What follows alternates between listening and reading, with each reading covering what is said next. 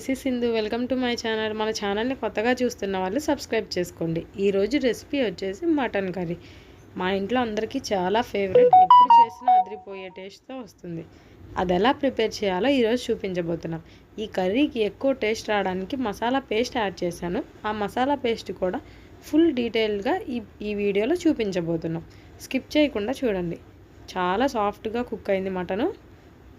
దీనికోసం ఒక half KG mutton తీసుకొని, పర్ఫెక్ట్ కొలతలండి ఇవి. 1 table spoon rock salt, 2 table spoons కారం, 1 టేబుల్ స్పూన్ అల్లం వెల్లుల్లి పేస్ట్, హాఫ్ టీ స్పూన్ పసుపు, 2 టేబుల్ స్పూన్స్ పెరుగు యాడ్ చేసేసుకోండి. దీంట్లో క్లీన్ చేసి పెట్టుకున్న మటన్ని కూడా యాడ్ చేసుకొని బాగా మిక్స్ చేసేసుకొని ఒక హాఫ్ అన్ అవర్ పాటు మ్యారినేట్ చేసేసుకుందాం.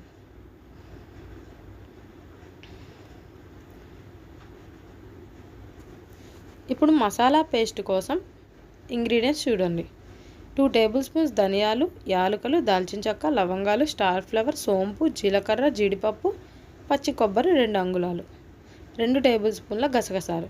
ఇవన్నీ వేయడం వల్ల మంచి గ్రేవీ అనేది మనకు వస్తుంది. వీటిని ఫస్ట్ డ్రై రోస్ట్ చేసేసుకోవాలి. మంచి సువాసన వచ్చే వరకు డ్రై రోస్ట్ చేసుకోవాలి. పచ్చి వాసన ఉంటే కర్రీ అంత టేస్టీగా ఉండదు.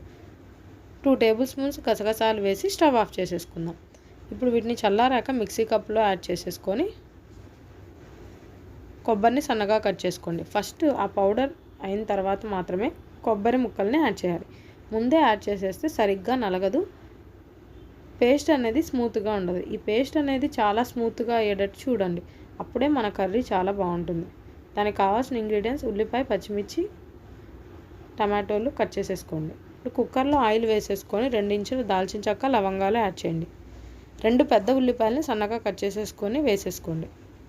ఉల్లిపాయ గోల్డెన్ బ్రౌన్ కలర్ రావాలి. అప్పుడే మనకి మంచి గ్రేవీ అనేది వస్తుంది. ఉల్లిపాయ ఫ్రై అయిన తర్వాత టమాటోస్ని కూడా వేసేసుకోండి. టమాటోస్ మెత్తబడాలి. అప్పుడే మనకి గ్రేవీ అనేది బాగుంటుంది.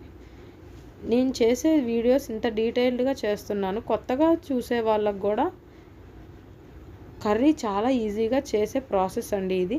మన వీడియోస్ చేస్తున్న వాళ్ళు జస్ట్ చూసి అలా వదిలేస్తున్నారు. ఎవరో ఒకళ్ళు ట్రై చేసి బాగుందని మెసేజ్ చేస్తే చాలా బాగుంటుంది. నాకు కూడా ఇంకా చేయాలని ఇంట్రెస్ట్ వస్తుంది. డీటెయిల్డ్గా ఏ కర్రీ ఎలా చేయాలనేది చూపిస్తున్నాను. మీకు తెలిసిన వాళ్ళకి కూడా ఇవి షేర్ చేయండి. ఇప్పుడు మ్యారినేట్ చేసి పెట్టుకున్న మటన్ యాడ్ చేసేసేయండి. మటన్ ఒక 5 మినిట్స్ హై ఫ్లేమ్లో పెట్టుకొని బాగా కలపండి. తర్వాత లో ఫ్లేమ్లో పెట్టుకొని మటన్లో వచ్చే వాటర్ అన్నీ ఇంకిపోయే వరకు కుక్ చేసుకోవాలి. ఇప్పుడే వాటర్ వస్తుంది.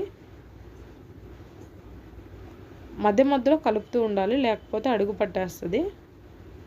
మటన్లో వచ్చే వాటర్ అన్నీ ఇంకిపోయి ఆయిల్ పైకి వచ్చే వరకు కుక్ అవుతేనే మనకి మంచి కర్రీ అనేది తయారవుతుంది.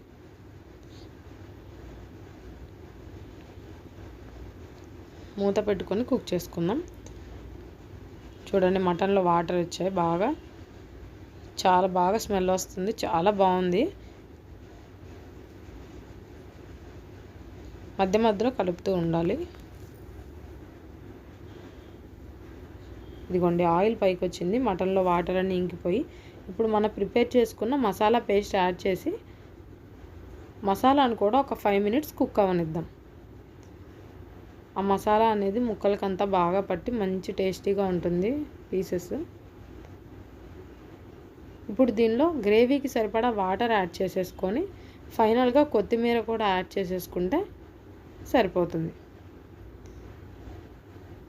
కుక్కర్ మూత పెట్టేసి 3 విజిల్స్ హై ఫ్లేమ్లో, 5 విజిల్స్ లో ఫ్లేమ్లో రానిస్తే అసలు చాలా బాగా కుక్ అయింది మటన్ అనేది. చూడండి, కుక్కర్ తీసిన తర్వాత పర్ఫెక్ట్ గ్రేవీ. ఇంకా మనం దీన్ని మళ్ళీ స్టవ్ మీద పెట్టాల్సిన పని లేకుండా చాలా పర్ఫెక్ట్గా ఉంది. టేస్ట్ మాత్రం చాలా బాగుంది. డిష్ అవుట్ చేసేసుకుందాం. ముక్క కూడా చాలా బాగా ఉడికింది. మీకు ఈ వీడియో నచ్చితే మా ఛానల్కి సబ్స్క్రైబ్ చేసుకోండి. మరిన్ని వీడియోస్ కోసం మీ ఫ్రెండ్స్ అండ్ ఫ్యామిలీకి కూడా షేర్ చేయండి. చాలా అంటే చాలా బాగుందండి. ఒకసారి ట్రై చేయండి.